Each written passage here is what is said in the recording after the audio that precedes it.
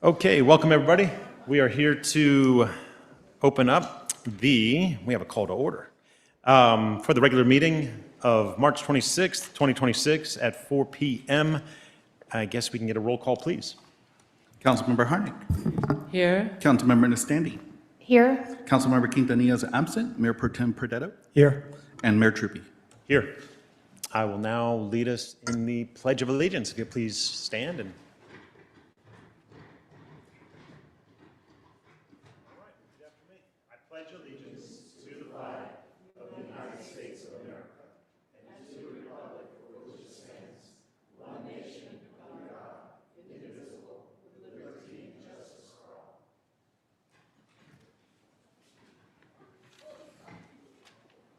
okay, I will now ask, I know your agenda may say inspiration by Councilmember Quintanilla. In her stead, we will have Mayor Pro Tem Joe Perdetto provide the words of inspiration.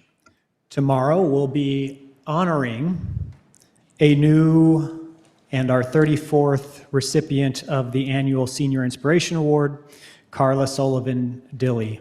She is the CEO and president of the Coachella Valley Disaster Preparation Network and focused on improving our community by helping families be self-reliant and improve our community resiliency. So it's an honor to serve our community and such committed individuals within it, and I ask us to all take inspiration from that as we do the people's work. Terrific. Thank you very much. Next, we have a report of closed session. Thank you, Mayor. There's no reportable action to report from this afternoon's closed session. Perfect. Okay, then we move on to item number 9, awards, presentations, and appointments. We have a proclamation for a Mr. Frank Locatel. Is he here today? There he is. Terrific. And if I could be joined by my fellow council members.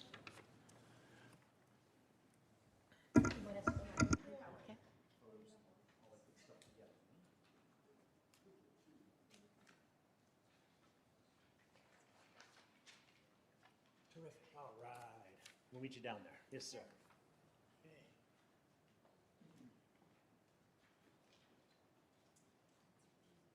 All right. Mr. Locatel, pleasure to meet you. I'm Evan. All right. Okay, well, this is pretty heady stuff here. I'm going to read the proclamation for Mr. Locatel. All right. Whereas Frank Locatel, a resident of Palm Desert, devoted his career to the pursuit of scientific discovery and human exploration, serving as one of the principal architects of NASA's Voyager 1 and Voyager 2 spacecraft missions that forever expanded humanity's understanding of the universe, and whereas, working at the Jet Propulsion Laboratory in the early 1970s, Mr. Locatel helped design spacecraft capable of exploring the outer planets at a time when such a journey had never before been attempted, overcoming immense technological limitations through ingenuity, precision, and perseverance, and whereas, through innovation both before and after the launch, Mr. Locatel and his team developed groundbreaking methods that allowed the Voyager spacecraft to continue transmitting scientific data from billions of miles away, long beyond their original mission expectation, and whereas the Voyager missions produced some of the most enduring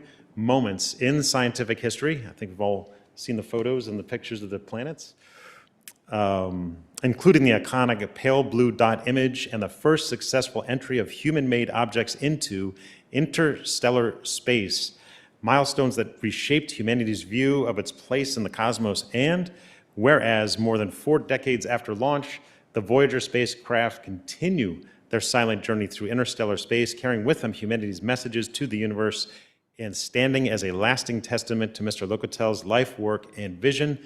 And whereas Frank Locatel's achievement reflect the very best of human curiosity, dedication, and service, and his presence in Palm Desert is a source of pride and inspiration, connecting the city to one of the most profound scientific endeavors in history. Now, therefore, be it proclaimed that I, Evan Truppi, Mayor of the City of Palm Desert, on behalf of the entire City Council, do hereby honor Frank Locatel for his extraordinary scientific achievements and lasting contributions to humanity, and celebrate the legacy of innovation and exploration his work represents. So, big round of applause for Mr. L'Hopital. And I could say a few words. Absolutely. Okay, yeah, absolutely. I'd like to share something with the audience today about the Voyager missions. The thing that comes to mind, I ask myself, if I had an opportunity to speak today, then what would the subject be? And irrevocably, I chose this one that I'm about to share with you. The mission reliability people on Voyager at the beginning said to us engineers, you can't design a spacecraft that will last as long as some of the applications that you're planning will last. And that's because of the statistical probability of errors. And the combination of those is such that you cannot do that. And so the project was listening to this carefully.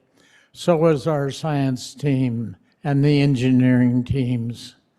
And the message here is that we overcame those obstacles, those supposedly scientific or engineering obstacles, by actually the probability curves were such that we could, as individual engineers, refuse to buy off on certain discrepancies and therefore shift that curve.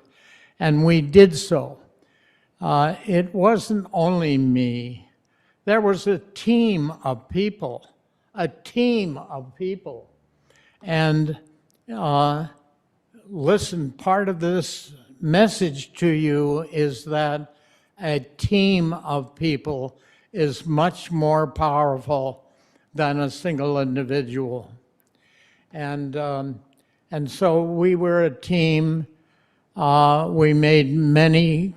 I was only a single member of that team that made major contributions to the success of that mission, those missions of both spacecraft. And so it's a lesson here, and I'm concluding that there's power in teamwork, and we are capable of working as a team. If we're highly motivated, we can get anything done. And the Voyagers were a case of evidence of that profound thinking. Thank you. A few photos, if you'd like to have a few photos with the team.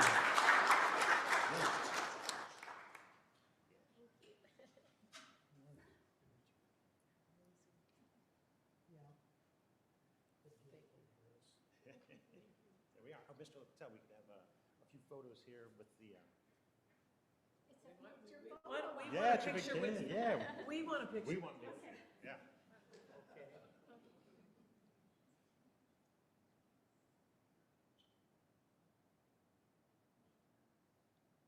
All right, terrific, thank you. Thank you, sir.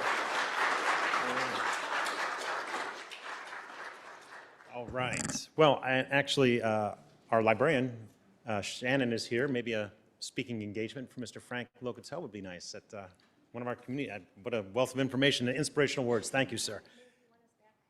Oh, Where do you want yeah, us no, now? come on. We got more photos coming. I want all you guys to come on to team. Didn't he just talk about teamwork? Well, I tell you. All right, here we go. I love it. Here we go. Okay, we're now going to recognize and honor Government Finance Professionals Week. Whereas the California Society of Municipal Finance Officers is the state's leading professional organization dedicated to promoting excellence in financial management for California's local governments. And whereas government finance professionals serve cities, counties, special districts, and joint powers authorities by ensuring transparency, accountability, and responsible stewardship of public funds. And whereas these professionals play a critical role in managing complex budgets, complying with state and federal laws, maintaining accurate financial reporting in compliance with government accounting standards, administering utility rate processes and enterprise funds, and supporting long-term financial sustainability. And whereas California's financial landscape shaped by Proposition 13, Proposition 218, and GAN appropriations limits, CalPERS pension obligations, and fluctuating economic conditions requires expert analysis and sound financial leadership. And whereas finance professionals work diligently, often behind the scenes, to provide critical information that enables informed policy decisions and ensures the delivery of essential public services. And whereas recognizing Government Finance Professionals Week during the last week of March, which is now, helps highlight the dedication, integrity, and professionalism of these essential public servants. Now, therefore, be it proclaimed that I, Evan Truby, Mayor of the City of Palm Desert, on behalf of the entire City Council, do hereby proclaim that the last week of March be Government Finance Professionals Week in the City of Palm Desert, and encourage all residents to recognize and appreciate, I think there's a few more words, recognize and appreciate the hard work and contributions of the finance professionals who serve our community. I absolutely, wholeheartedly second this and say it loud and proud. Our finance team is incredible. Our city is run so well, and we are very, very blessed to have you. Thank you. So come on up. Let's do some pictures and things. Okay, if you will. Absolutely. Thank you, Mayor.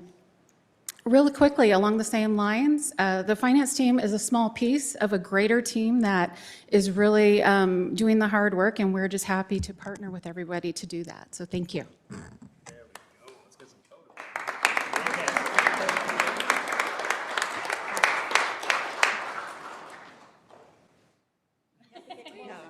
We're gonna have to. You know what, do you want rows of us up here? Okay, good. Thank you.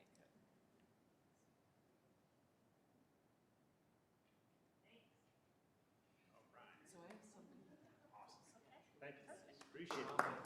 Thank you so much. Thank you.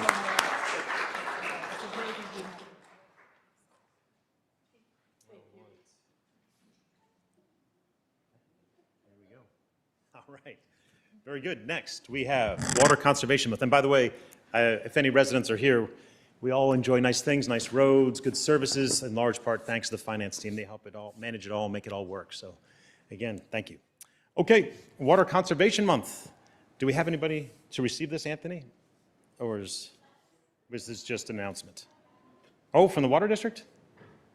From staff. There we go. Okay, very good. Whereas water is a vital and limited natural resource essential to the health, sustainability, and quality of life in the City of Palm Desert and throughout the Coachella Valley, and whereas the City of Palm Desert, in partnership with the Coachella Valley Water District, is committed to promoting water conservation and encouraging the responsible and efficient use of water resources, and whereas the actions we take today to conserve water will help protect our environment and ensure a sustainable water supply for future generations. And whereas the Wyland National Mayor's Challenge for Water Conservation, held April 1st through April 30th, 2026, encourages residents to make a simple, impactful pledges to reduce water use and protect natural resources. And whereas through community participation and leadership, the City of Palm Desert strives to foster a culture of environmental stewardship and sustainability. Now, therefore, be it proclaimed that I, Evan Truby, Mayor of the City of Palm Desert, California, on behalf of the entire City Council, do hereby proclaim the month of April 2026 as Water Conservation Month in the City of Palm Desert, and urge all residents to participate in the Wyland National Mayor's Challenge for Water Conservation and to take meaningful steps to conserve water and protect our environment. So, a few words on tips and Just wanted to share with everyone that the city will be sharing out a link to go ahead and take the pledge yourself. Do what you can to save water at home, and look for that on the city website and social media coming up next month. yeah, very good. Let's do it.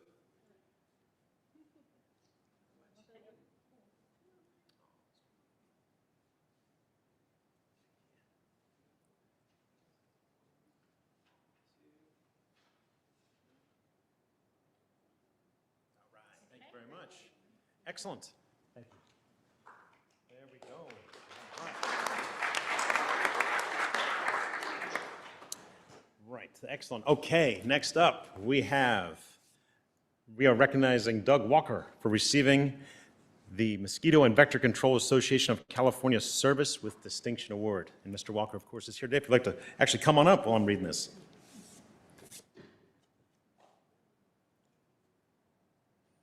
Thank you, sir. All right, thank you, Mr. Walker. Whereas the Mosquito and Vector Control Association of California presents the Service with Distinction Award to individuals who have made exceptional professional or voluntary contributions advancing the mission and continued excellence of mosquito and vector control, and whereas this distinguished award recognizes individuals whose service reflects significant impact within their communities and meaningful advancement of science-based mosquito and vector control practices throughout California, and whereas Doug Walker, trustee of the Coachella Valley Mosquito and Vector Control District, received the Service with Distinction Award in recognition of 18 years of dedicated leadership and steadfast commitment to protecting public health through environmentally responsible and scientifically grounded vector control programs, and whereas appointed by the City of Palm Desert in 2007, Trustee Walker has faithfully represented the community while bringing extensive expertise as a professor emeritus and retired dean of applied sciences at College of the Desert, holding a Master of Science degree in entomology from the University of California, Davis, and maintaining a California Pest Control Advisor license for more than 40 years.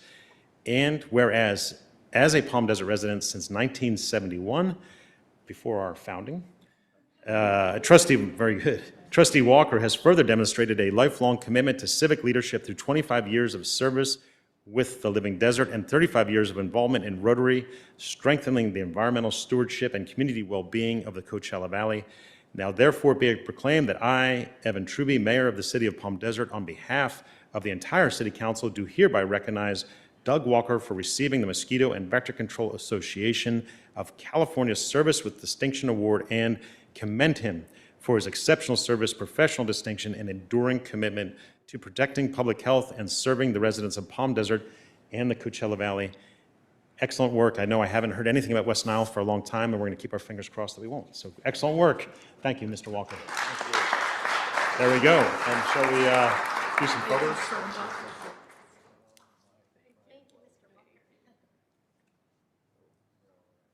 Thank you, sir. And get a photo? Yeah. Very good. There you are, sir. No, whatever. All right, good.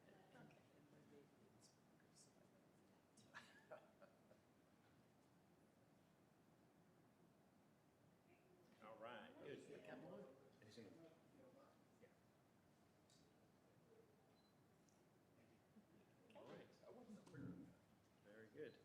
Cool. Okay. You've represented us so long.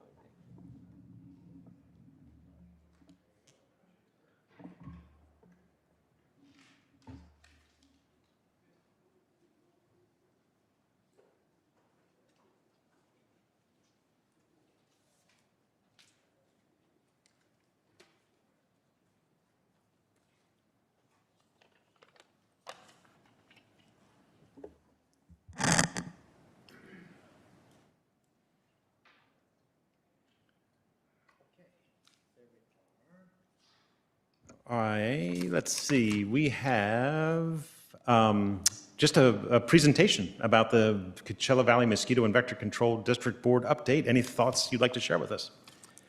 Well, thank you. Thank you for the recognition, but more importantly, thanks for the recognition of the Mosquito and Vector Control District. So good afternoon, Mayor Truby and members of the council. And city staff, and members of our community who happen to be attending today. I would like to take just a moment, introduce our son Scott, who I know the mayor knows from bicycling over time. And I'd definitely like to introduce my wife, Ann, who has been very supportive during the years I've been able to serve on the Mosquito and Vector Control District Board. You can imagine what some people think when they ask her, now where are you and your husband going? Oh, we're going to a mosquito meeting. And I'm sure people get really excited about that. Also, I have a couple representatives from the district itself here today. I'd like to introduce Megan Scarborough-Eckel, who is currently the clerk of the board and the executive assistant to the general manager. And then, speaking of recognizing finance people, we have David Ianson, who is our chief financial officer, and I would add the description of extraordinaire. It's amazing the number of awards that our finance department has earned for transparency and accuracy over the years. And then, I'm not sure where he went now, but we also have one member of our media staff, Alex, who is here today. A brief update. I hope that people recognize by now that we are fortunate in this valley to have one of the premier mosquito and vector control districts in the state and also in the nation. We have, fortunately, a very professional staff, and as it was mentioned before, one of the reasons for the success of the district, they really have been able to develop and maintain a team attitude. They don't just have separate departments, they work together in order to accomplish the mission of protecting public health. And they use an integrated approach that is very much science-based. And that includes surveillance. There are traps throughout the valley to capture mosquitoes, and then they're brought into the lab for identification and testing. And what that allows the district to do is use much more focused control efforts. If you know where the mosquitoes are and where you happen to find West Nile virus or some other disease in a mosquito, you know the areas to focus on. It's not just broadcasting controls. And then an important area of the district has been and growing, the public outreach and education group, because as residents, we all play a role in helping to control mosquitoes, especially with the arrival of our Aedes mosquito in the valley a few years ago. They can reproduce in such small amounts of water and they're so difficult to control that each of us can play a role in making sure we don't have standing water, including they love things like potted plants and those saucers that have a little too much water in them. You can have an ice brood right there. And I would say the district also has operated in a very fiscally responsible fashion in terms of carrying out their duties here in the valley. I'd like to share fairly quickly here 2 areas of innovation that are currently occurring at the district. One of those, not too surprisingly, is the use of drones. Although the district's getting into drones, it's been done in a very deliberate, controlled fashion, trying to make sure that the drones are able to serve a valuable purpose for the district in a cost-effective way. They're used primarily currently for surveillance and with some limited control efforts, particularly down by the Salton Sea in areas that are very difficult to get to any other way than with the drones. The other area of innovation, the district's been exploring an alternative non-chemical strategy for controlling mosquitoes. And there's some real excitement for the potential. There are also some caution for the effectiveness and cost effectiveness and public relations, because that approach is being experimented with, not just at our district, but other areas of the state, is the release of sterile mosquitoes. And so when people hear you might be releasing mosquitoes, they're going, wait a minute, I thought you were controlling mosquitoes. The good news, all the sterile mosquitoes are males, and the males don't bite. They don't need their blood meal. What their function is to mate with females, and if they're successful in doing that, the female will lay sterile eggs, and therefore that helps with the control. And the bottom line, I would like to say just a big thank you to the city of Palm Desert for the wonderful opportunity you've provided for me to serve our city and our community over a number of years. It's been a great fit for me, for my background, and years of experience in the Coachella Valley, and I'd like to think that it's been helpful for the district itself, so thank you. Thank you, Mr. Walker. So proud to have you on the team. Thank you. Appreciate it. Okay. Next, we have item number 10, city manager comments. Mayor, I'll invite up Lieutenant Porras for a quick update.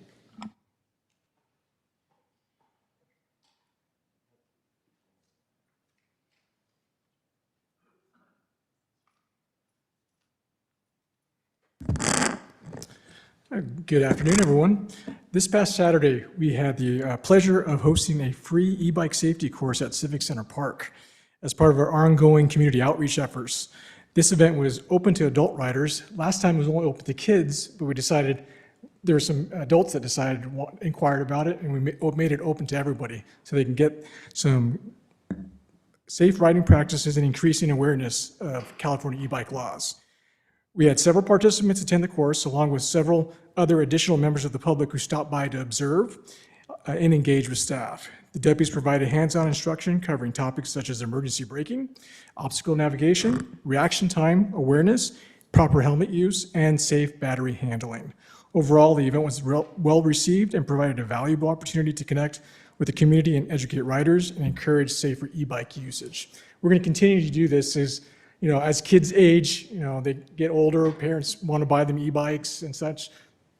We're always going to have a new person, new child riding bikes, so our efforts are going to continue along with the efforts we're doing in school. Recently, our SROs at the high school and the middle school gave a class to the kids at the schools to share the same message. So hopefully, when it gets a little cooler, we'll do another one again and continue our efforts.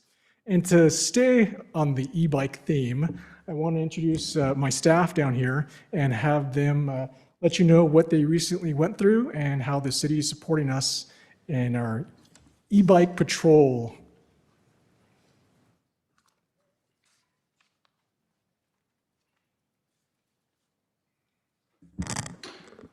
So I would like to introduce Deputy Lyon with our business district team. They recently attended a 4-day course on e-bikes. No, sorry. First, it was bicycle patrol, which is a 3-day course. And in order to ride an e-bike, you have to attend a 1-day course. So it's a total of 4 days. And I'll turn it over to Deputy Lyon. Good afternoon.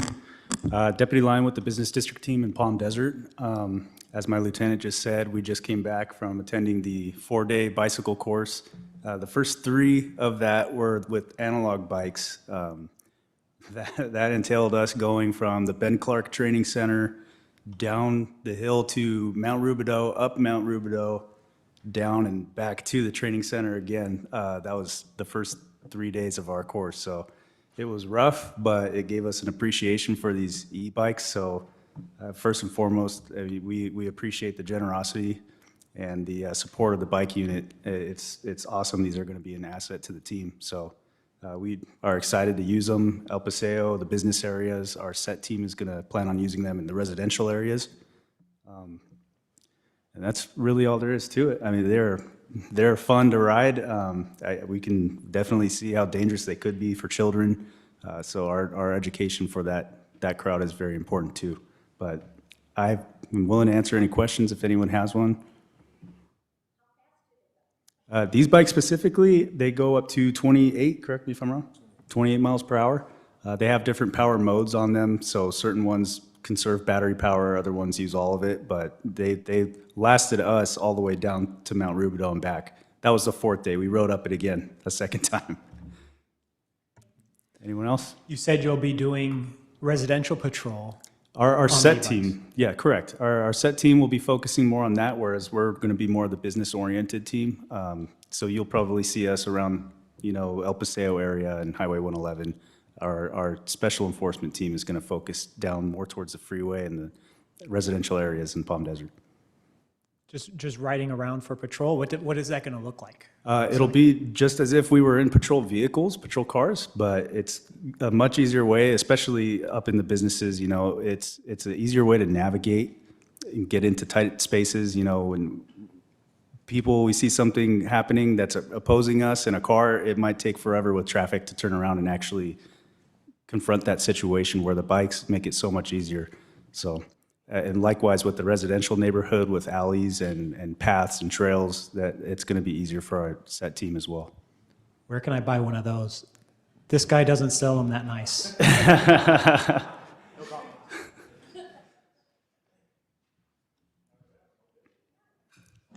Excellent. Thank you so much. Looking forward to it. And I just want to make sure the entire team passed, and it was a grueling thing. There was 9 of us. Nine, the entire Palm Desert set team and business district passed with flying colors. Kudos to them. I'd like to ask the lieutenant a question. So can you talk about enforcement on what we call e-bikes? A lot of people call them e-bikes, but they're pedalless electric motorcycles, right? Most of the ones, I don't want to say most, you see a lot of them, but a lot of the complaints stem from kids whose parents buy them an e-bike, but they're buying them a 40, 50 mile an hour electric motorcycle. Correct. So that's one of the messages that we had during our e-bike safety course. And we've put out a couple videos along with some education from the district attorney's office. We don't want kids riding those on the streets. And those are usually over 750 watts. Like, they do go anywhere from 30 to actually 70, 80 miles an hour. Anywhere from the prices of $2,000 to $10,000 these bikes are costing. And parents think they're buying them an e-bike. Please understand the message is, know what you're buying your children, know what they're riding, how they're riding. Fortunately, we live in a small community that sometimes when we see kids, at the end of the day, we know where they go to school, and we go out and give an outreach and education, connecting with the parents, saying, hey, your kid was seen riding a bicycle or an e-motorcycle that was not appropriate for street usage. This could happen. And unfortunately, it's gotten to the point that sometimes in cases in Orange County and some in the western part of Riverside County, when education's happened and there's incidents of children getting in accidents riding these e-motorcycles, parents are being, charges are being filed against them, unfortunately, for child endangerment because of the dangers of it. They're not toys. So we want to continue that message, to share it, know what you're buying your children, make sure they don't ride them on the streets. Technically, they need to be getting the DMV e-tag, or off-road sticker, green sticker they call it, and you can enjoy them anywhere that it's legally to off-road.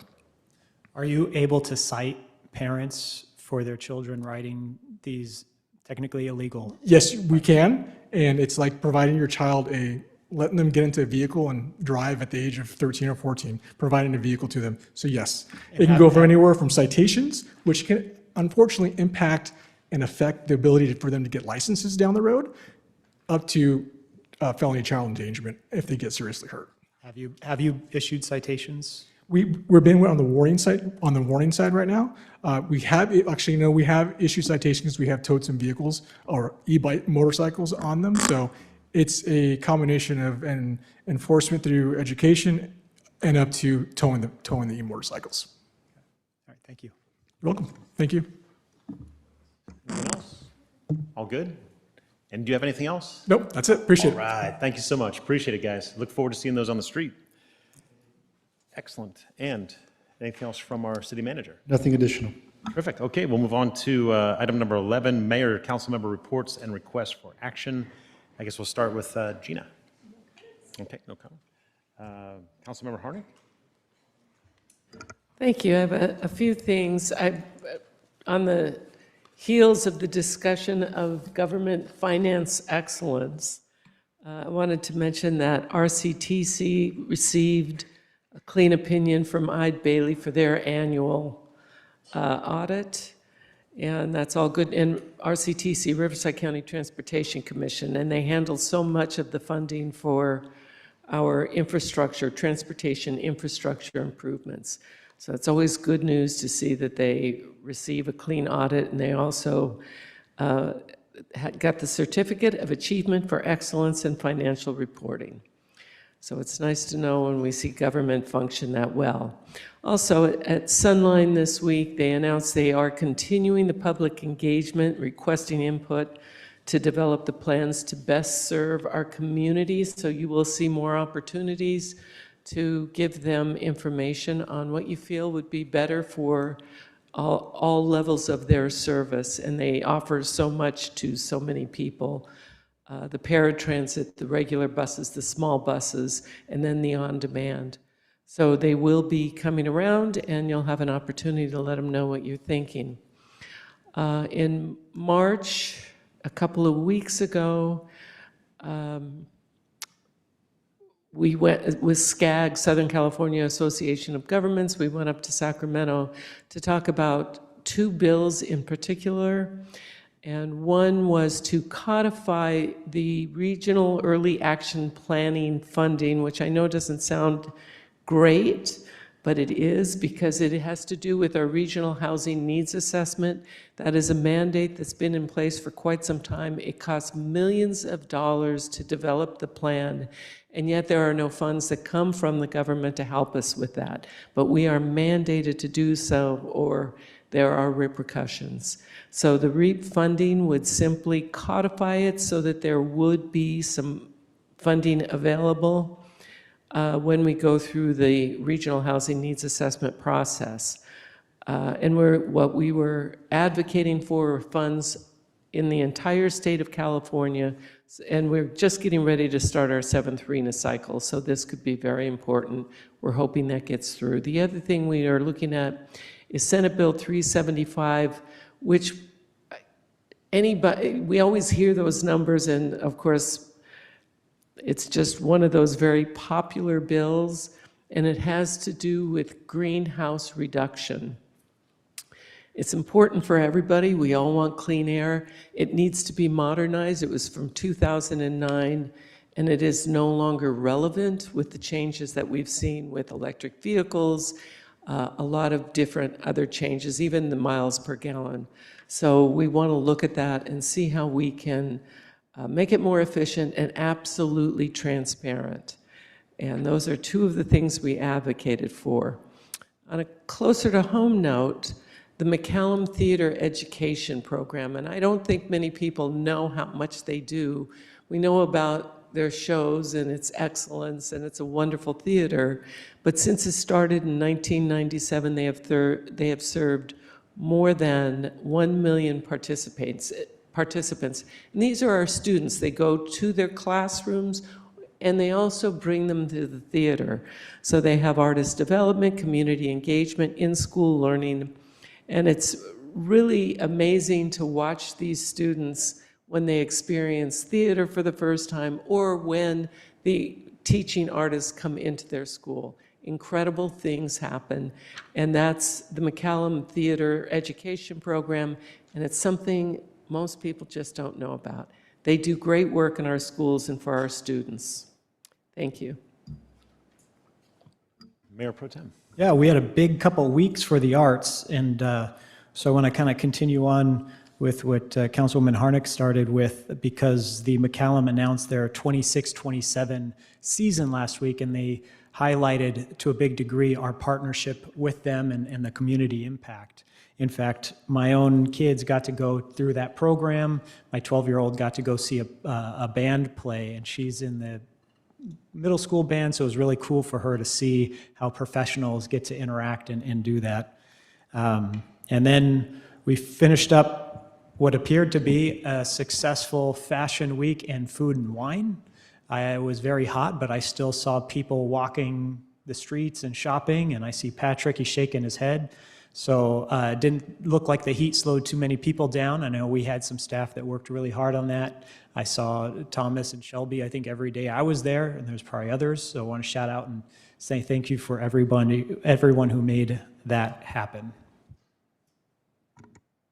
I second that. Fashion Week and Food and Wine is a great way for us to show ourselves off to the world. It was a great event, great job by staff helping to put it together. So that is it for me.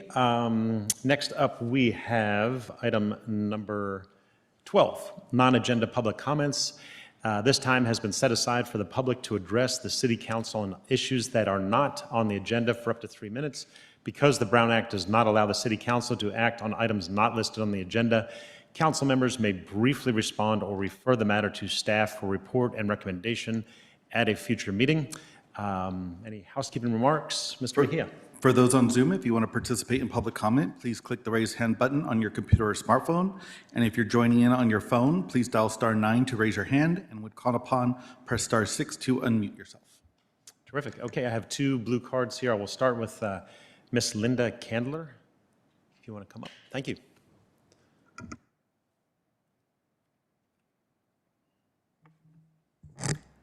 Good afternoon, Mayor and members of council. I want to take this opportunity, first of all, to thank you. I was here 2 weeks ago. We raised concerns that are ongoing about the construction based on the Explorer Palm Desert Pulte project behind Shepherd Lane and Woodard Drive. The landscaping has now started, so I'm very pleased to report that we have seen some activity after months of it being just a hillside full of dust. I have a couple of comments just on the ongoing process. Initially, and it was presented to us at the community meeting last year, I believe it was February 4th, there were some commitments made by the builder, by Pulte Homes, about the time frame, one of which do have started and already had it completed by the end of last year. So at least we're now on track towards completion. The other was that it would only take a month. We've learned now from the landscape architect that it's more likely 3 to 4 months. So we just ask that the planning department and the city keep an eye on the project, make sure it continues to move along at the fastest pace possible for the amount of work being done. And my second concern, which was brought up last year when the plan was approved for phase 2 of this project, that was back in March, I believe it was March 13th. There were some comments made by some of us homeowners and good questions by you, Mayor Truby, because one of our concerns was that the slope, which is from 7 to 11 feet higher than our existing pad heights, had been moved closer to our homes and also higher because of a bench or shelf at the top, which was part of, as was explained to us, the need to have erosion control until the permanent wall was built. Well, the block wall is now built, and as I said, the landscaping has started. They're starting to put in some plants. And we would ask that the city and the planning department verify that height, not only of the pad heights, which has been, again, a point of reassurance many times that the engineers, the project managers, the city, all have an obligation to verify that the pad heights is as specified on the grading plan. We don't know exactly what the pad height looks like because of the wall, so I would ask that there be verification that the height of the top of the slope, now that the wall is in place, actually be confirmed to be the same as the pad height, because we believe that is how it was approved in the grading plan. So again, grateful that we've seen some action. Thanks to everyone who may have given a little push to the builder to get this going, but please continue to monitor not only the plan, the landscape plan, but also the pad height and the elevation of the slope. Thank you very much. Thank you, Ms. Candler. And can we be assured staff is following up on pad heights? We'll follow up as well as contact Ms. Candler. Perfect. Thank you very much. Next, we have Roderick Alexander.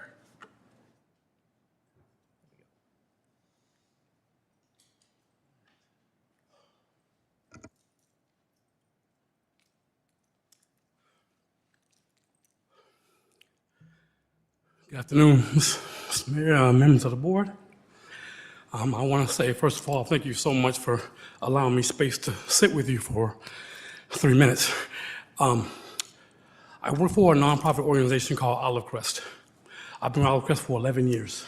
I started as a behavioral specialist, ended all 3 roles as a behavioral specialist, facilitator, and a parent partner. I've since shifted over to another department that we're building this apartment. We have now a CSEC program.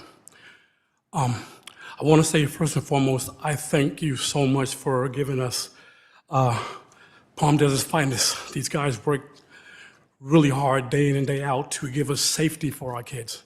But I passed by to tell you, we're asking that we look into, we have a drop-in program, a place of safety. We understand about the Boys and Girls Clubs. We hear about the after-school programs, but this one's specifically for kids who are at high risk, who need a place to get away for a second and say, what could it be like if I didn't have to engage in the lifestyle that I have right now? I'm asking you to consider the fact that these kids run. These kids have no way of thinking. They're told what to do day in and day out. And for once, they want a place to be able to go and just sit and think about what it could be like if they had whatever normal life looks like, but not that. At our drop-in center, the problem is that we have all this space to occupy these kids who need the attention, the life skills, the redirection, the empowerment even. Transportation is huge. East and west of the valley, we have the Sun Line, which is amazing. We have, but on Portola Avenue, one time there was a bus stop there, and it's no longer there. That bus stop sits right across the street from where our center is at. We're asking you to come together and really consider activating that bus stop again, because these kids want to come. They're coming to the center right now, but parents have real jobs, 9 to 5. When they come home, they have dinner, they have households to run, and kids are falling through the cracks. And when they fall through the cracks, that means there's no attention being given. So what do? They go somewhere where there is attention, but unfortunately, they find out when it's too late that attention is inappropriate. And they can't get away from that. We're giving them a place to do that and redirect and build what we say kids are for tomorrow. Let's start where the rupture is now. I'm asking for your heart, and please consider putting a bus stop on Portola, because that bus stop will save many, many lives and give them a chance to have a better future, to be where you are, right? Yes, and represent what we do in this fair city. Perfect. Thank you, Mr. Alexander. And I don't know if we could get contact information shared among staff and Mr. Alexander to follow up with that. Maybe if you see the city clerk, Yes. and we can share Yes. information. Yes, sir. Again, I'm sorry. Thank you for your time. No problem. Thank you, Mr. Alexander. Terrific. Are there any online comments? Right. Okay, very good. Next, we will move on to item number 13, our consent calendar. All matters listed on the consent calendar are considered routine and may be approved by one motion. The public may comment on any items, on the consent calendar for up to 3 minutes. We do have a couple speaker cards here regarding item 13L. Yeah, both are regarding item 13L, so I will call the speakers up first. Very good. First, we have Miss Debbie Green. Do we approve or vote first, then do the speakers? It's the public comment first, and then you decide if you still want to remove the item for discussion. Very good. Thank you. First up, we have Miss Debbie Green.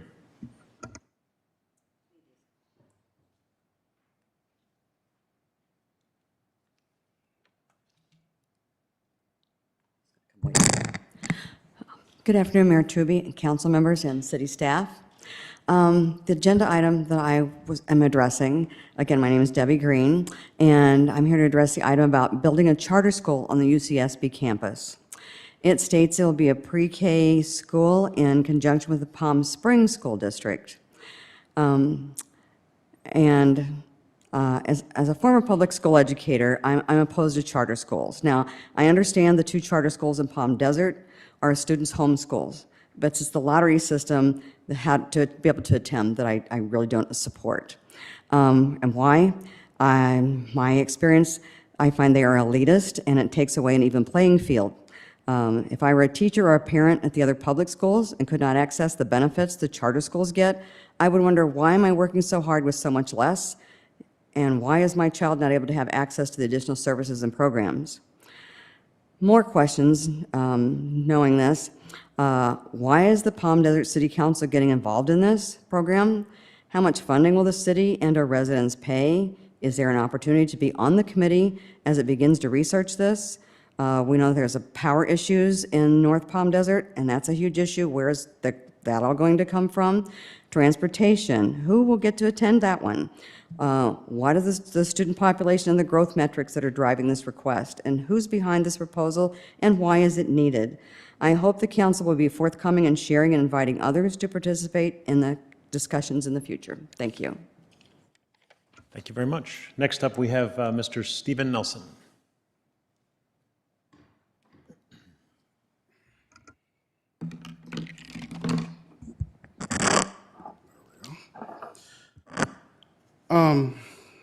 Good afternoon, Mayor and City Council. I quite frankly, when I saw this on the agenda, I was somewhat surprised because we've been, as I had mentioned to a lot of Palm Desert residents, they think that we are part of the Desert Sands school system, and I emphatically tell them, like a cheerleader, that we are proud members of Palm Springs Unified School District up north. That is certainly reflected in our property tax statements, and we do pay a premium. So I guess I have a question as to what is exactly being planned for the goal setting for North Palm Desert, because unfortunately, and I've shared with our trustee, at PSUSD, I said, you know, we're out here, we're on the fringe, but we do not have a school, no elementary school that's, with Palm Springs tag on it. We don't have a middle school with Palm Springs tag on it, and nor do we have a high school. So, you do own property here that can have a school, and that's certainly been my message for the last 6 years. So I wanted to find out what is being planned for the area. Thank you. Thank you very much. Do we have any online? No online comments, Mr. Mayor. Okay, very good. We will now move on to see if any of my colleagues would like to pull any items from the consent calendar or any recusals. I will need to recuse myself from 13J, but I'd be happy to move the balance, or I'd like to move the entire consent calendar and register a recusal on 13J. Very good. All right, I'll second the motion. I'd actually like to pull 13L. Okay. Item 13L pulled for discussion. Should we move the balance? Yes, sir. Councilmember Harnick. Yes. Councilmember Nistandi. Yes. Mayor Pro Tem Perdetto. Yes. Mayor Truby. Yes. Motion passes 4-0. Okay. The floor is yours, Mayor Pro Tem. We had some questions raised. Can staff talk about our game plan on how we plan to approach this to answer some of those questions? And I'll have some of my own questions, I'm sure. At this point, it was introduced as a council goal in support of education in connection with CSU.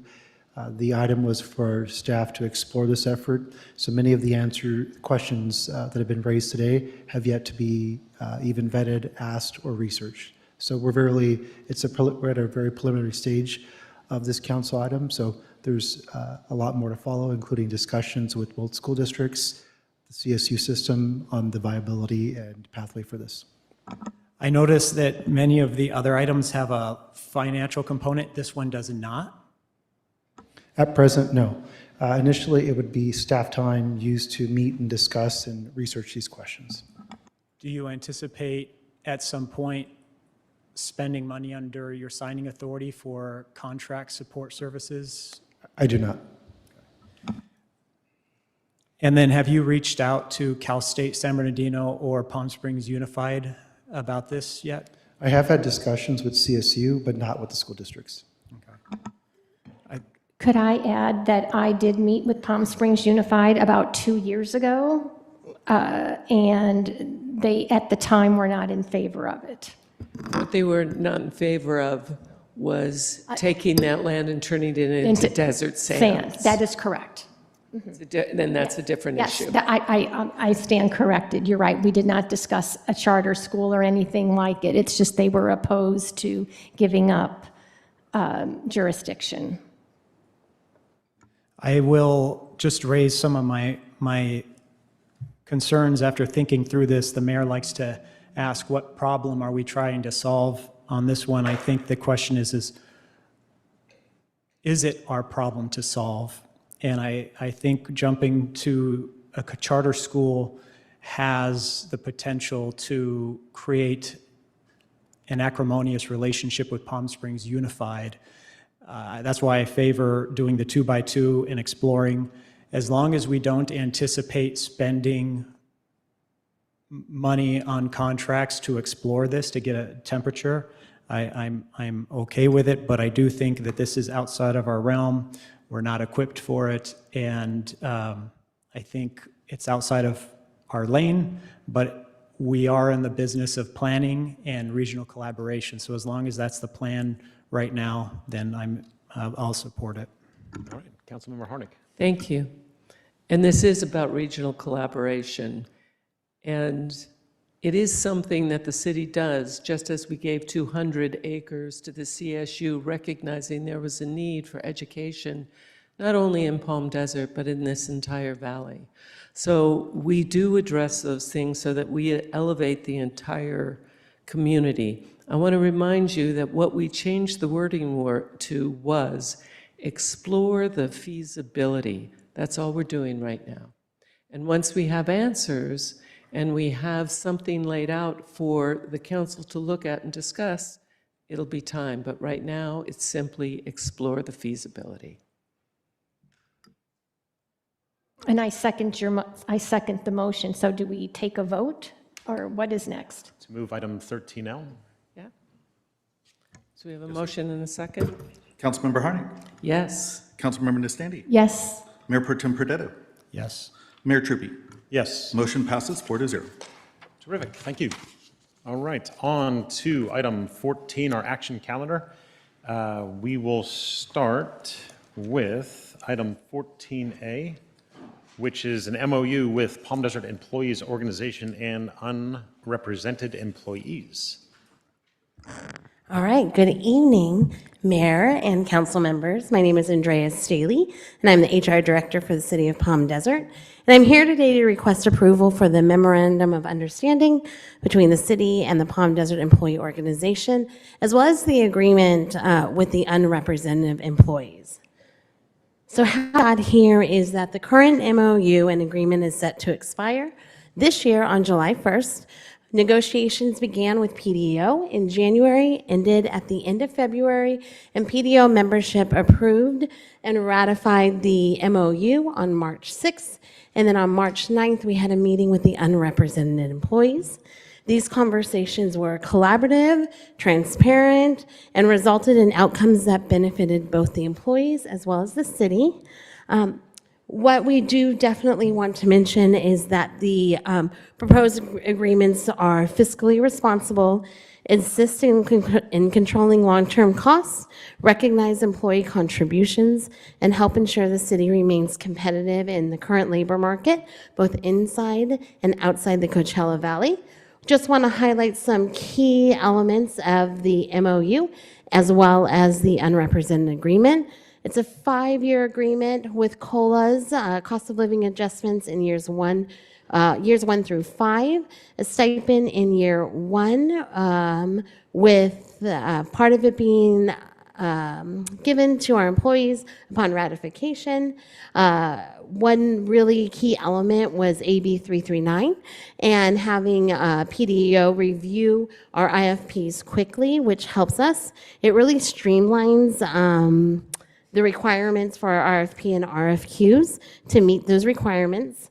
The 2 floating holidays, which is typical and what we've done in the past, a deferred compensation match of up to $200 a month, which is helpful for retirement and helping our employees be fiscally aware, as well as some bilingual pay, a boot allowance, and reducing liability through our increasing our leave buyback. As I mentioned before, overall, these agreements provide fiscal stability, support recruitment and retention, reduce long-term liabilities, and align with best practices.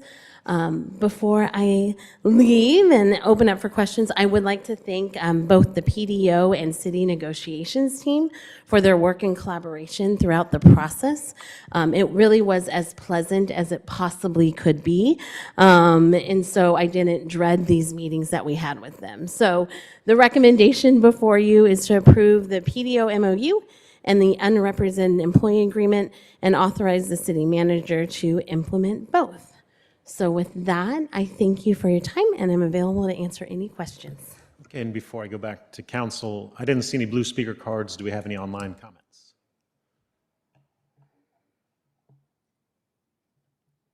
No online comments. Terrific. All right. Any questions from my colleagues? Any comments? All right. Anybody like to make a motion? I just want to say kudos. It's for those who don't know. I think you said there was only a handful of meetings that went involved. Unusual for these kinds of negotiations. Yes. It says a lot about you, our employees, and the management team. And so thank you, and I'll move approval. Thank you. I'll second it, and second for discussion. I just want to echo very much what Mayor Pro Tem Perez said. It's delightful to see when that works out, because I know there's so much acrimony so many times in situations like this. And creating a healthy work environment is so important for us to be productive. So thank you for all your work on that. Thank you. And thanks to the employees. They really came in. So The they're whole awesome. crew, Everyone the whole was awesome. Palm Desert team. It's a moment to be proud of how beautifully that went. Agreed. And kudos. Thank you. Absolutely. All right. We have a motion and a second. Councilmember Harnick. Yes. Councilmember Nastandi. Yes. Mayor Pro Tem Perdetto. Yes. Mayor Truppi. Yes. Motion passes 4-0. All right. Next up is item 14B, Civic Center Skate Park Operational Model Pilot. And we have a staff report from Ms. Sean Muir. Good afternoon, Mayor, members of the City Council. I'm Sean Muir, Community Services Manager, and I have for you today a presentation on the Civic Center Skate Park. All right, first up on the agenda, I'm going to give you a little bit of background about the skate park and let you know why we're here discussing it today, some of the regulations and laws that govern the skate park, and then how the city operates versus some alternative options. Okay, so the skate park opened in 1999. It's a key component of Civic Center Park, and it does attract skaters from across the valley. The Parks and Rec Committee brought this item up at one of their previous meetings, stating that they were concerned it was being underutilized, and they asked staff to do some research. Are pads required? What would happen if it was unsupervised or a different model was used? And staff came back after doing some research and provided them with a presentation earlier this month at their meeting on March 3rd, after which they made a recommendation to temporarily change the model upon which the city operates the skate park. So starting off with the regulations, the state of California does, the state health and safety code actually states that people who utilize skate parks must be wearing a helmet, elbow pads, and knee pads in order to participate. The Palm Desert Municipal Code does mimic that and carry forward the state law within the city limits. Those helmets and pads are required. So that cannot be changed. It's a state law and a city code.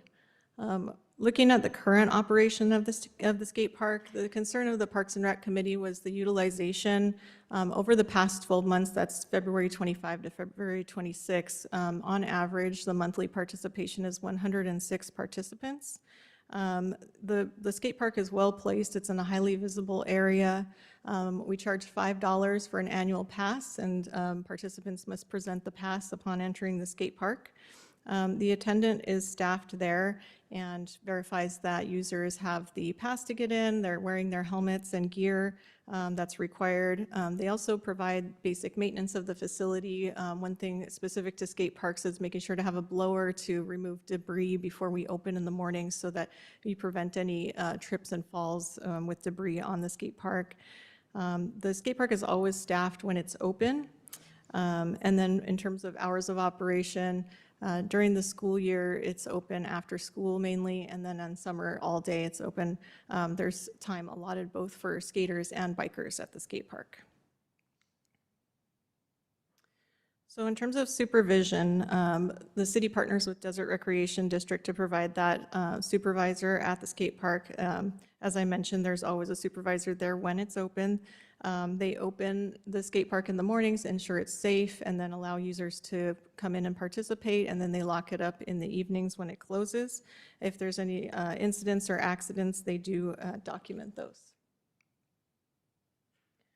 So looking at the alternative models, we'll start first with our supervised model and go through some of the pros and cons of that. There's obviously enhanced safety. Just having a supervisor there, ensuring that pads and helmets are used does help ensure safety and reduce liability exposure for the city. There's also enhanced programming opportunities. Right now, Desert Recreation District has beginner, intermediate, and advanced skate lessons available at the skate park. And then the facility protection and cleanliness, making sure that everything's clean, well operated, preventing graffiti and things of that nature. There is an operating cost to having an attendant there over the past year, and I'm looking at that February to February timeline again. It was about $88,000. So the city budgets annually to have an attendant at the skate park. But it does also provide limited access hours. So when the skate park attendant is not there, the facility is locked and it cannot be used. There's also a skate culture aspect of this where skate culture kind of dictates a self-regulated, kind of free, open mindset where having an attendant watch over you while you're skating is not ideal. So that's another factor to take into consideration. For the unsupervised model, some of the pros would be reducing that overhead to operate the skate park and increasing public access. One thing that we have heard is that early in the morning or later in the evening, skate park is not available, and that's some of the comments that came through the Parks and Rec Committee. It does support that skateboarding culture of open, unregulated access, and then it's consistent with the industry practice because most of the skate parks in California are operated on this unsupervised model. But it does increase the risk exposure for the city. There is more likelihood of people using the facility without the required helmet and pads, and then there's no one there to enforce the rules on a regular basis. So it could increase the calls to code compliance or RSO for non-compliant issues. And then, of course, reducing the program opportunities. If it's open free skate all the time, then having a class there would be infeasible. The recommendations from the Parks and Rec Committee, therefore, were to remove the skate park attendant on a temporary basis. Their recommendation was specifically to remove the attendant through the end of this calendar year. The staff have, at the council's discretion, would like to modify that recommendation to be one full calendar year to allow a 12-month period in which we can evaluate the effects that would have on the skate park operation. We'd like to establish a monitoring program and see how that affects the usership at the skate park. And I believe that's all. So that's my presentation for you today. Oh, I'm sorry, one last slide, next steps. So looking at this, what would success mean? And we want to make sure that if we establish a monitoring program, what are we monitoring for? And what would be the outcome that we'd be looking for. And about a 50% increase is what we're seeing, and that's just based on staff recommendation of looking at the usership. If we're at 106 average monthly users now, then we'd be looking at more like 159, 160 for the coming year if there's no skate park attendant. So the time frame there, July 1st to 2026 through June 30th, 2027, establish that monitoring program. And part of the committee's recommendation was to have a subcommittee set up. So they would help us, help staff evaluate the program and make any determination on changes that would be more permanent in the future. So that's all I have for you today. Thank you. I'm open to your questions. Councilmember Harnick. And I think you just went over it again and answered it. I wanted to know how many and over what time period. So it's 106 a month are using it? A monthly average. Monthly average, okay. Do we have cameras on that? We do not. However, if a monitoring program was to be established, there are cameras that can provide daily counts without having an attendant present there, and that would be potentially part of the monitoring program. Yeah, part of my question is coming from the fact that, yeah, maybe that will help us, then we can have good data on how many. But also, as you mentioned, there is some increased exposure.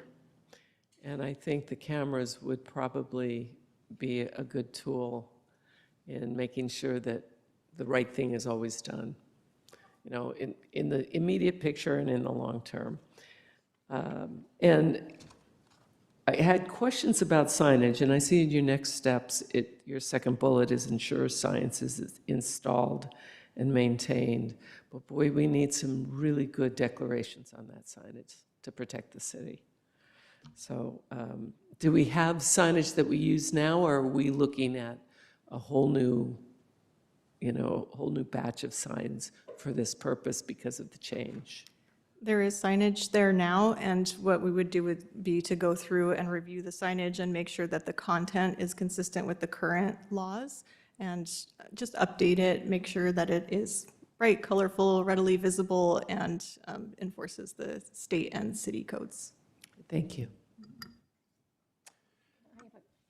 Councilmember Nastandi. Yes. So when you say monitor, are you talking about monitor behavior with cameras that would be posted? Or what do you mean by monitor?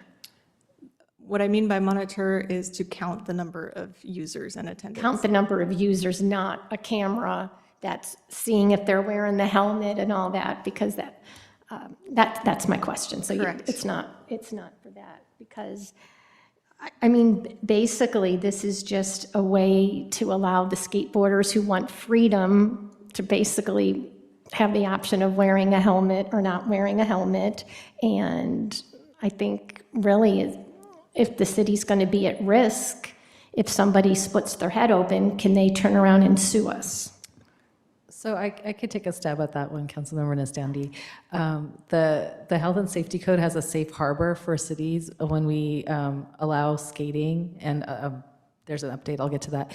When we allow skating on public property, and so essentially the city needs to require the helmets, elbow pads, and knee pads via ordinance, and then post the signage very visibly, and at that point, the city has a safe harbor against liability. So we have to be very, very sure that our ordinance is modernized, they've added some definitions, so it's not just skateboards anymore. We want to take full advantage of the safe harbor, so it has any number of wheeled devices in that safe harbor list, like even wheelchairs, and so we want to make sure our ordinance has the maximum number of devices listed, and then have the signage updated, and that would be the actions to address liability.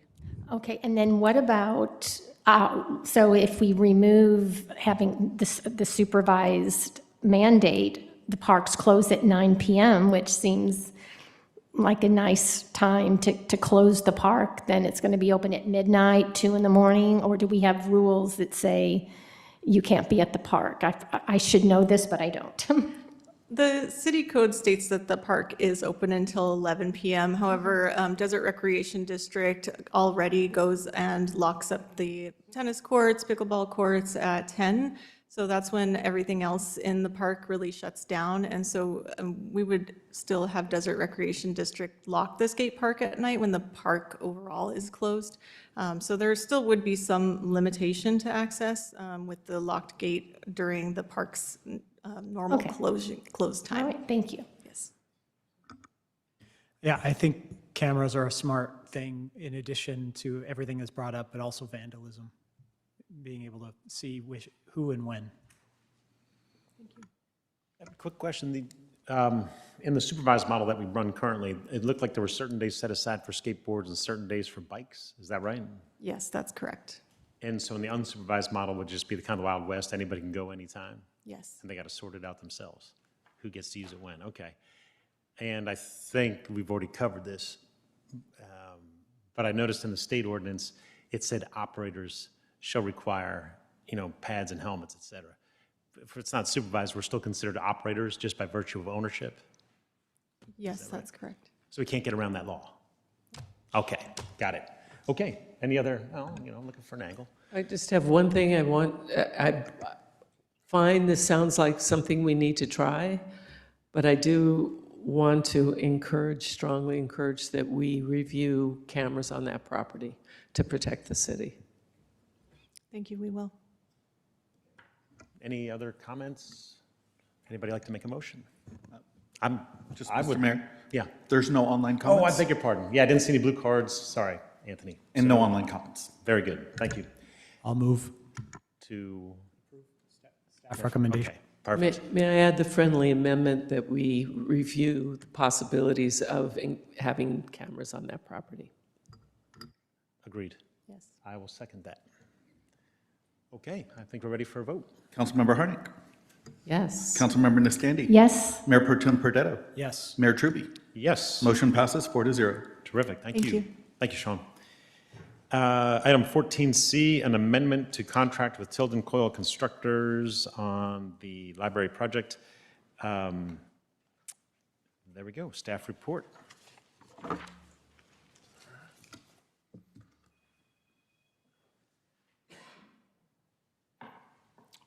All right.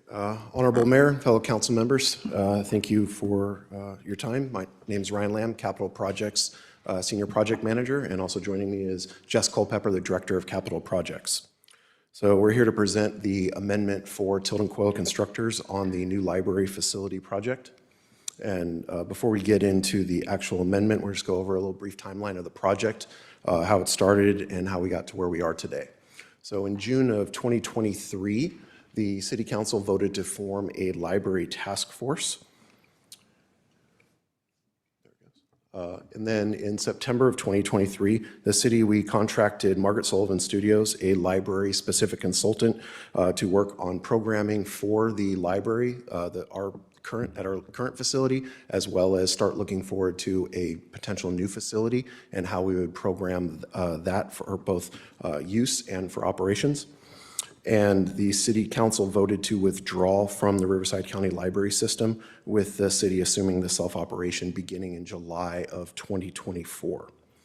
And through that process, we then started looking at site locations for the new library, identifying some goals as well as the site locations, with the 4 options being presented: to renovate the COD facility, the existing facility, to construct a new facility on the vacant lot across Fred Waring from City Hall. And then the 3rd and 4th option, which were had the 2 most interest, were to either renovate the soon-to-be vacated sheriff's substation next to City Hall, or to demolish that building and construct a new library on that site next to City Hall. At the time, the evaluation and the assessment for the renovation, given that it is a purpose-built facility for police, in order to renovate it, its age, the structural code upgrades that would be required, all code and accessibility items that would be renovated. We're looking at, inflation-wise, it's about $20 million in today's money in order to do that. And ultimately, that's mostly that's interior. So the exterior of the building is would still look the same. And we do have the limitations of there's low light in the building, the facility, because again, purpose-built. There's not a lot of light, natural light, that is paramount for library facilities. So ultimately, the decision was to demolish that sheriff substation facility and build new on that site. So moving to February of 2024, City Council voted to withdraw, there was a withdrawal agreement that was executed with the County of Riverside that included $4 million to be returned to the city for improvements of a new library facility. And at that time, we also entered into a 5-year lease agreement with College of the Desert of the current space that we are leasing from them. And that took into effect on July 1, 2024 through July of 2029. And COD has informed the city that they have intentions to repurpose that building at the end of our lease. So we do not have the option of staying after the 5 years, so we are ensuring that we are moving the library to a new location, and that is the purpose of the project. In March of 2024, we were in the final stage of interviewing potential architects for the new library project, and during the shortlist interviews with the handful of firms that were qualified, during those presentations, all of the firms recommended that the city reconsider the site for the library from the sheriff station site to be something closer to the actual park instead of against Fred Waring. And through that process, we ended up hiring and contracting Richard Kennedy Architects at the time for the sheriff substation site, for it to be a new site. And so simultaneously, the Economic Development Department was assessing the Parkview Building Complex for its future feasibility as an asset to the city, which they determined based on the cost, the deferred maintenance that was required, the code compliance upgrades, and whatnot that would require it to be a feasible asset moving forward for the future, that it was not in the city's best interest to keep that facility. And along with the recommendations from design professionals of a more desirable site closer to the park, City Council directed staff to identify the Parkview site then as our location for the library project. And so that would be slated for the demolition and construction of the new library at that location. And the following month, we then executed an amendment in April of 24 with Richard Kennedy Architects for the new site. It was a non-monetary amendment. It was just a scope clarification amendment with them.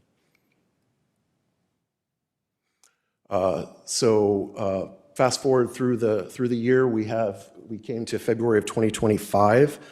We were bringing forward the conceptual design of the new library as designed by Richard Kennedy Architects.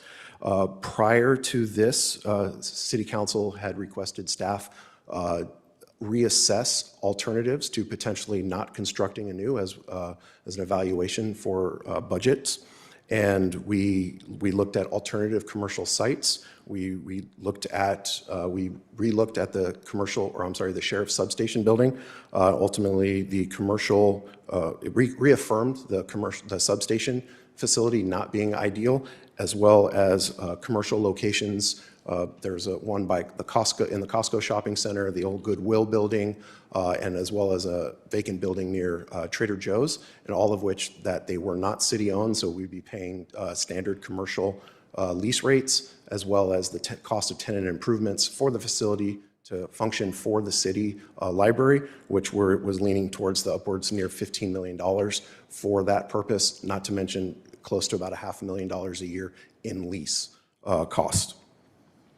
So we proceeded forward. We were given direction to proceed forward with the approved conceptual design with a $30 million budget, which is derived via the cost estimates that were reconciled with the architects, the conceptual design architects, cost estimators, and our construction manager estimators, with a $23 million cost for construction and $7 million in soft costs, which is our professional service fees, future furniture and equipment, administrative fees, and project contingency. In November of 2025, we awarded the contract for Tilden Coyle for progressive design build services with a $25 million budget, and that aligned with the $23 million in construction and $2 million worth of design fees for that, because the progressive design build scope includes taking the project from the schematic through construction documents and as well as construction administration and delivery. The first scope of work for Tilden Coyle is to do an assessment and evaluation of the schematic design package, which includes a validation of the design itself, confirmation of how they would build it, identify any potential cost-saving measures, do cost estimates, and then verify like what they truly believe that it's going to take them to build it at an estimated level from an early programming. And obviously, we had set a $25 million budget, and they came back with a number just over $49 million. So the city staff, we did our due diligence to verify and reconcile those numbers. We contacted Richard Kennedy Architects again, just to verify that their numbers were what they were, just revisiting the previous scope of work that they provided and their deliverables, as well as following up again with Accenture, our construction manager, and our on-call engineer, TK Engineering. And they all reaffirmed that the numbers were what they were, and I'm going to let Jess get a little bit more into that information for you. Good evening. As Ryan mentioned, as we received the validation report and estimates from Tilden Coyle, we were able to do the analysis to review it. And from there, we were able to not only look at the significant cost variance between our initial conceptual numbers that we received, but look at some of those considerations as to how they arrived at their number. First, we looked at the interpretation of the schematic design and intent. And looking at that, you have many building systems and materials that remain conceptual at the schematic level, and the differences in interpretation of the schematic design. Quite simply, when you're at this very early stage, you have the conceptual, and you essentially have the shell of the thing you want to build. And from there, you're really at that point, the design firm is there to really create that and to build that within and to ultimately give you that building. So with that, there's a lot that can be interpreted differently from designer to designer, and so with each firm, one could have any different variables on their interpretation where they come to a different place and different costs, different level of material, different labor. One example, core example for the facility is we have the shade structure that's on the building, and that's obviously a significant cost, a significant aspect of the library facility. So one firm could look at that as a custom build, something that takes a great deal of steel, a lot of labor, and a custom thing that needs to be built on site. Whereas another firm could look at that as something that could be fabricated off site and then brought in and built and put into place maybe with significantly less labor. So with that, you can see with steel prices, so the material itself, as well as the labor to put it in, it gives you a significant, different cost, and that's a big part of the building itself. So that's just kind of an example to look at that as far as interpretation.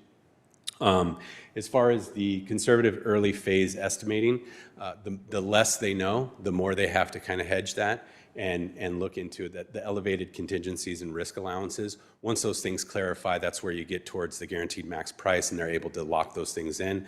But the less that things are clear, the more they have to kind of give those elevated contingencies and conservative numbers.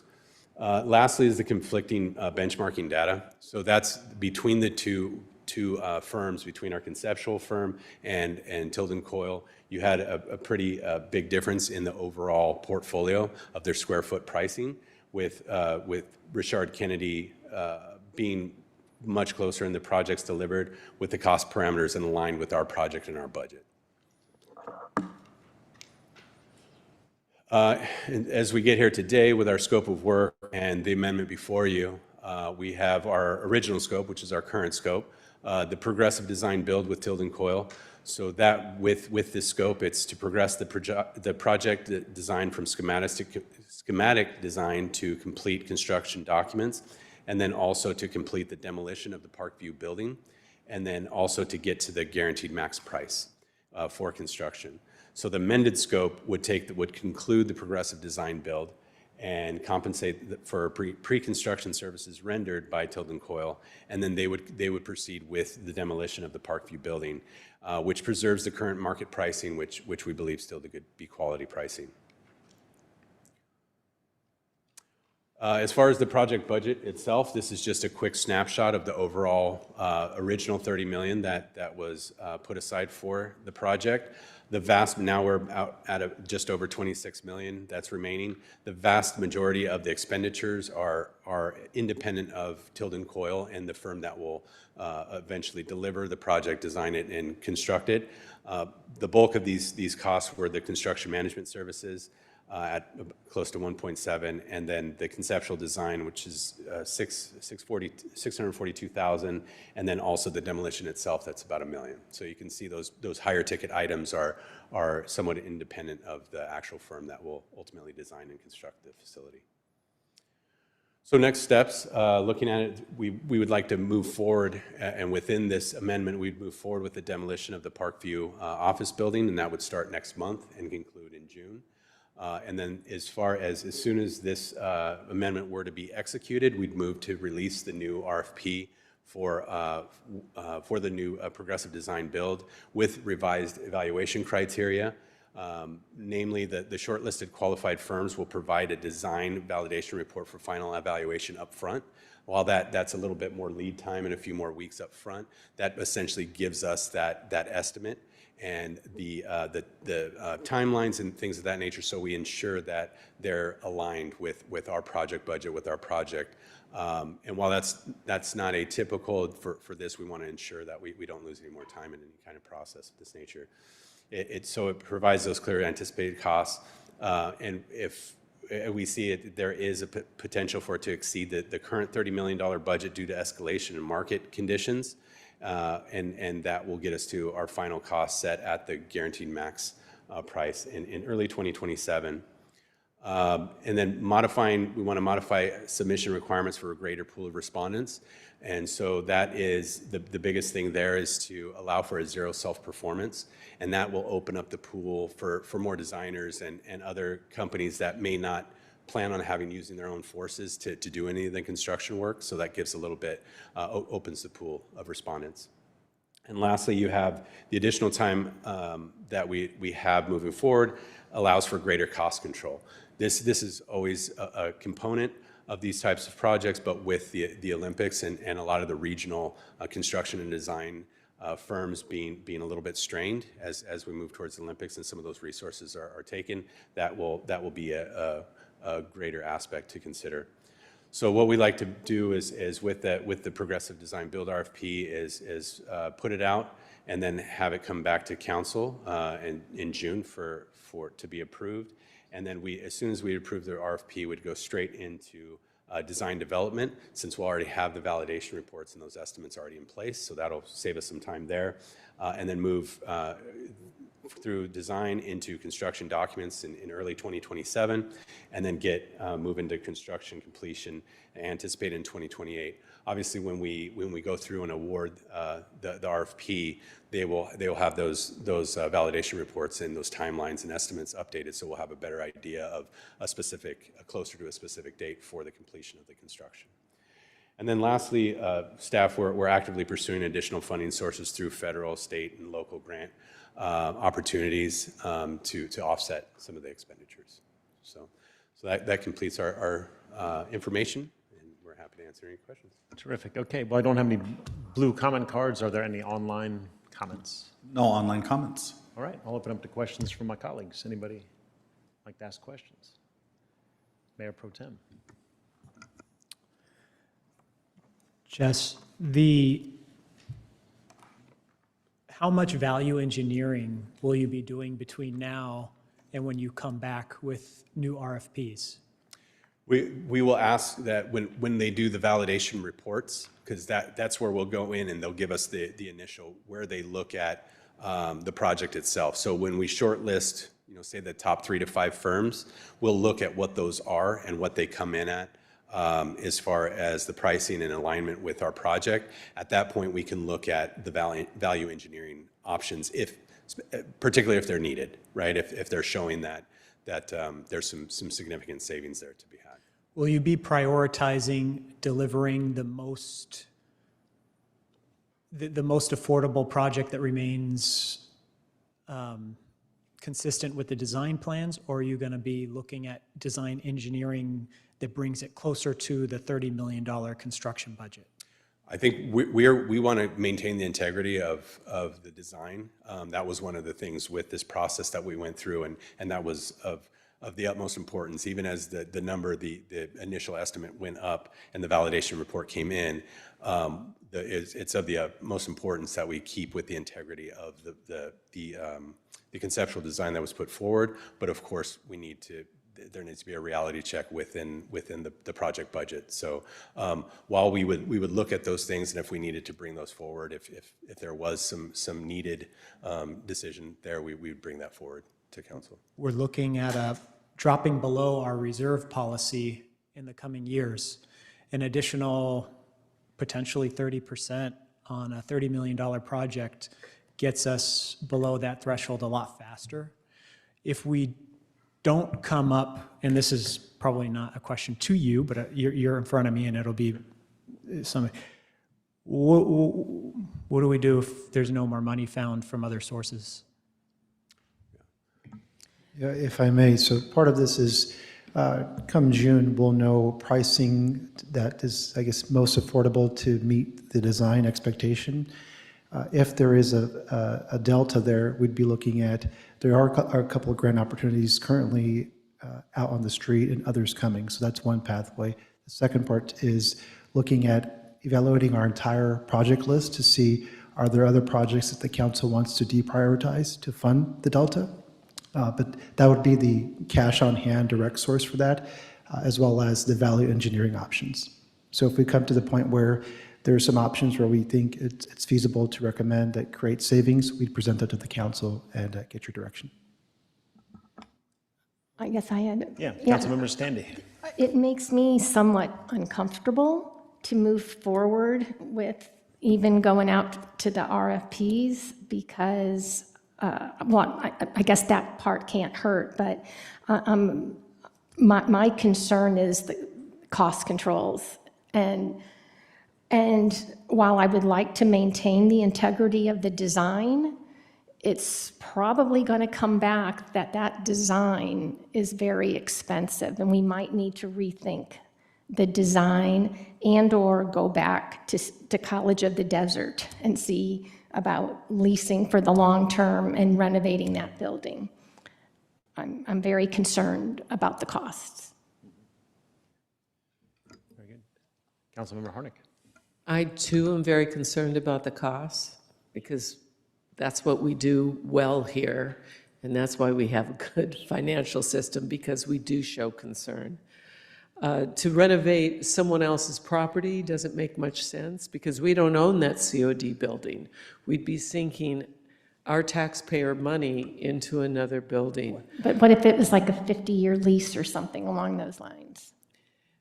And what I'd like to do is gather information. And yes, we may have to change the design to some extent, but we need information. And that's the most important part of this. We know things are more expensive.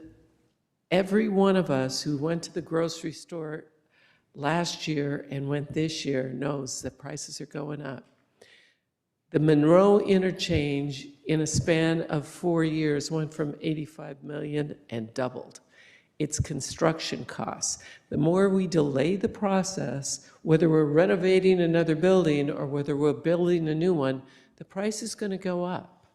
So let's move quickly, let's gather information, and then let's make well-informed decisions about what the future of a library and a veterans center that will be serving our community will look like. Those are my thoughts. Okay, I have a couple questions. How binding is a design validation report?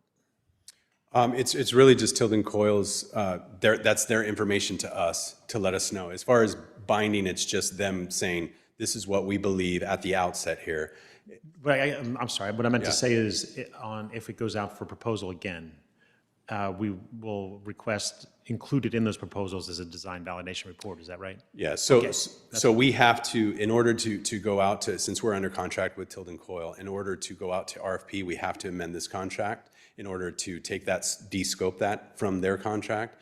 And then that's when we would take the RFP out and get those for all the shortlisted RFP submitters. We'd have them give validation reports. And they have to stick to it. That's their best as they look through as to how they interpret the design and how they'll build it. The GMP, the guaranteed max price, is really at the end of the day when all the design is done and the construction documents. That's when they'll give the guaranteed max price, and that's the full price. But as far as the validation report, that's where they outline, they basically show their work as to how they'll design the project, and then as far as what their estimates and their timelines are. So any future proposal from a builder will have some wiggle room built into it. Yes, it can, but we have in any progressive design build, when you get to that point when they give the guaranteed max price, you have an option to get out. So at that point, if you say, hey, that's untenable, your cost, you have the ability to go now. You can just bid that out. So you could still take those design documents, and then you move forward with just more of your typical bid build. Okay, and then we talked about additional funding sources. Can you describe a few? I know obviously the Veterans Center component seems to have some federal interest, I think. And then I spoke to a representative from the state today who said that as a cooling center, that might be something, and of course our library will be a cooling center as well. There might be some funds available. Are there any other grants or opportunities that were that we've moving forward with that we hadn't thought of before? Those are the two identified so far, and I think those were somewhere in that $4 to $5 million potentially for a grant opportunity for the cooling aspect. And then as far as for the appropriations, the federal appropriations that we'll be requesting, that was, I think, right in that $5 million range. Okay. All right. I've got a couple comments, unless I'll just share mine now, and anybody else can follow, of course. But the whole point of this exercise, in my opinion, once we started down this road of going in-house with library services, was a couple things: was to provide better service to the residents, and also to close the gap on what I thought was what the county was collecting and what they were providing financially and service-wise. And I think we've succeeded in both those. Our staff's incredible.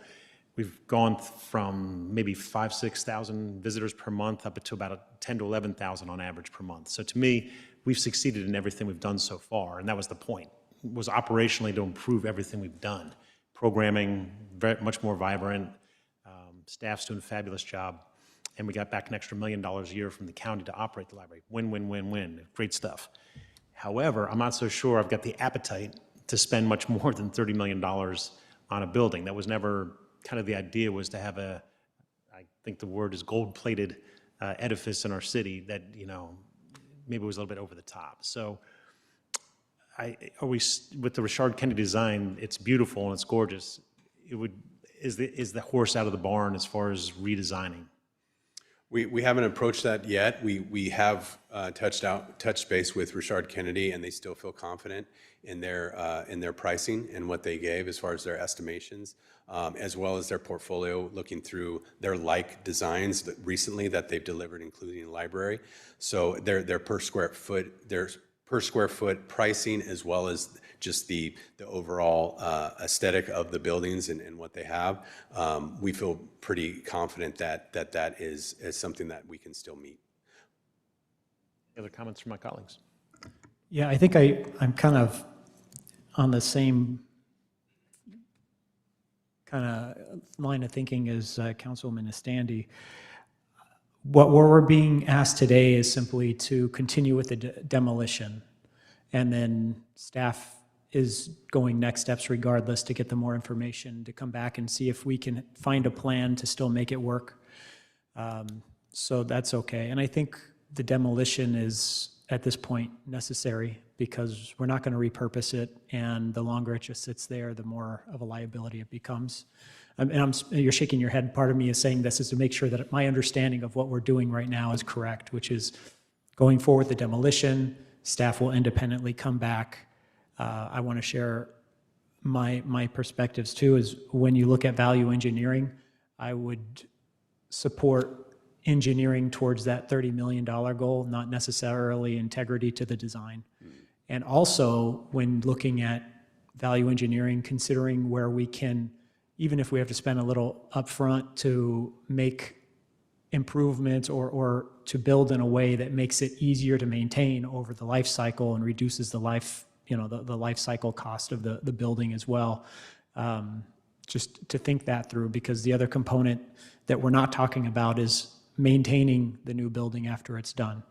So those are my comments.